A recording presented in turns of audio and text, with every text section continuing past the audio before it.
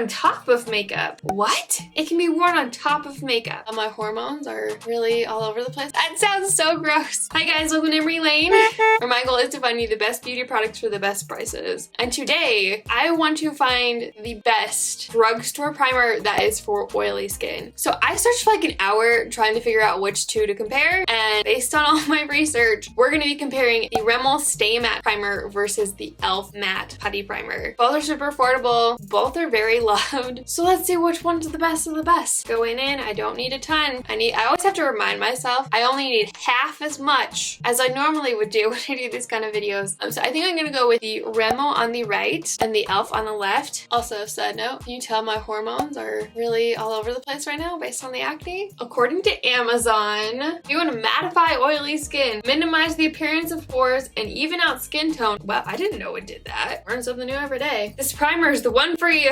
It can be worn alone or under makeup or on top of makeup. What? It can be worn on top of makeup. How do you do that? This ultra lightweight formula never feels heavy or greasy and controls the shine, create a soft, perfectly matte complexion. Best of all, it doesn't clog pores or irritate skin. If you have dry skin to oily patches, if you have dry skin with oily patches, this primer will smooth and moisturize your skin for the perfect look. It can be found like everywhere, and right now on Amazon it's only $3, so I grabbed another one when I saw that, but it's normally $6.99 on Amazon. I like to kind of press it into to make sure it can actually like fill in pores and stuff, but like look how beautiful that is. Stuff amazes me. Like my pores just kind of just like melt away. I'm pretty sure I actually started using this like on and off before I started YouTube. So this stuff's been in my collection for a while. Obviously not this bottle, because that would be gross, but you know what I mean. Don't you love how I have a whole drawer dedicated to putty primers because I've tried so many going in with this stuff? And I'm gonna wipe off my hands so I get rid of the primer that's all over them right now. Okay, taking a little bit. According to Ulta's website, this skin perfecting primer is infused with kaolin and white charcoal, absorbs excess oils for a shine-free finish, velvety texture, glides effortlessly over the skin. I love how dramatic they are sometimes, makes me happy. The ultimate grip on makeup, is vegan and cruelty-free. It is one of their best-selling primers, and it delivers a perfect matte finish. I mean, like, they don't complicate things. They don't try to make things too fluffy. That's all it says in the description. And it is $9, so it is a little bit more expensive than the Rimmel one if you like to stay like super duper cheap. It's still under $10, so it's not too bad. Is it on Amazon? But if you wait a whole month, you could get it for $8.50 instead if you get it on Amazon. It literally says it's not gonna get here until November 1st. Make sure we really get into that hairline because that's where I can kind of get oily sometimes. Okay, I feel like the Rimmel side, if we're like getting into like the pore filling, I feel like this side just smooths things out a little bit more. It's just look a little bit more like airbrushed. This side does a good job filling in pores, totally. But I feel like smoothing wise, this side just looks a tiny bit smoother. It also kind of looks more matte. Maybe it needs to dry down for a second. I haven't used this stuff in a while. There's almost like a sheen to it. Can you see that? Like on this side, it's not really thin, it's matte. Weird. We're waiting 30 seconds though. I'm gonna be using my favorite foundation to test out primers because it is a neutral foundation. The Healthy Foundation by Physicians Formula. It's not dewy, it's not matte, it's just neutral. Also, side note, I don't know if I should have done this. I might regret it. But I didn't use niacinamide today. Just use like my normal moisturizer, hyaluronic acid, that kind of stuff, just so my oil wouldn't be held back. That sounds so gross, but I really wanted to put these primers to the test. So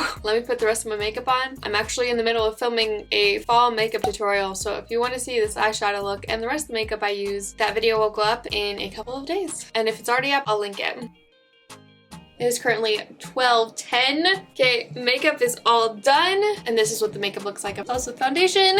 I think both sides look gorgeous. I wasn't too worried about covering up every single acne spot. As you can see, face is kind of struggling and I don't want to like overbear it with a bunch of makeup. Everything looks super smoothed out. Everything looks matte. I did put on some highlighter, which I wasn't thinking because normally I don't put on highlighter if I'm trying out something that's supposed to be mattifying, but I think it'll be fine. If one side starts falling apart and the other one doesn't, we will know what the issue is. Now I'm gonna go about my day. I will do a check-in halfway throughout the day in natural lighting, see if anything is, like I said, falling apart, looking like smudgy or weird. Right now everything looks gorgeous, and I don't know if I necessarily like one side better than the other. That might change at the end of the day. I'm gonna be testing it out for 12 hours, and I will see you in just a second.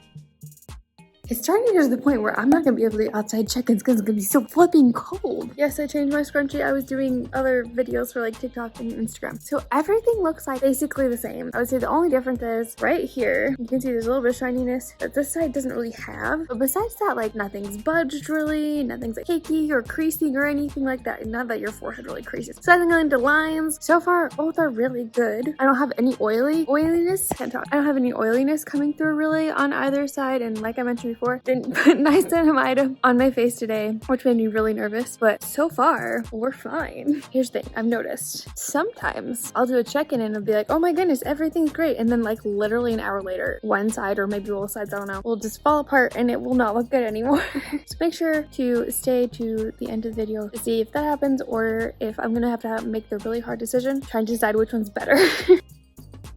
Okay, so it's actually been closer to like 13 hours because I lost track of time watching When Calls Large. Whoops. Let's talk about makeup. So things look kind of sad. It looked about this way at like 11 o'clock is when things really started to go downhill. Up until that point, things had been pretty much the same. So 11 hours isn't that bad. I will say, I feel like they're both struggling in different ways. Every single dry patch on my face, the mattifying one, has been magnified times a million. And any lines that I have, like around my mouth or anything like that, are amplified.